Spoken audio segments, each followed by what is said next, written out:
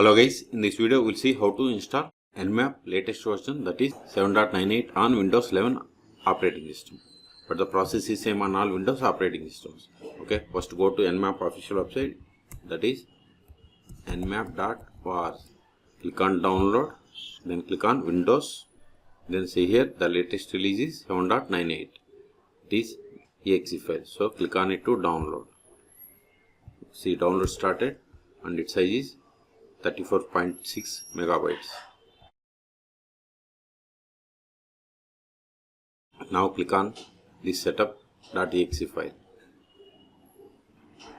Select the license agreement, select I agree. See, now we have to select the component. By default it has selected all except this npcap. If you want to install, you can install. Then click on next. See, this is the destination folder for Nmap. If you want some other, click on browse and select other. Okay, I'm okay with the default, so click on install. See, installation has been started. Select for npcap, select I agree, install.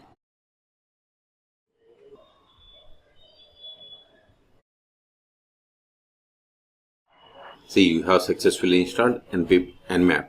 Click on next. Create shortcuts. If you want to create desktop icon, you have to select this one. And if you want add in start menu folder, select the checkbox and click on next. Successfully installed, click on finish. Now go to all applications. See, here we have the Nmap. Click on it to open. See, Nmap or Nmap. Okay, now see here the commands like different scan. See, we have the commands.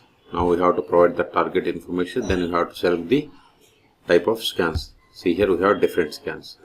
If you select like ping scan, see, command is changed.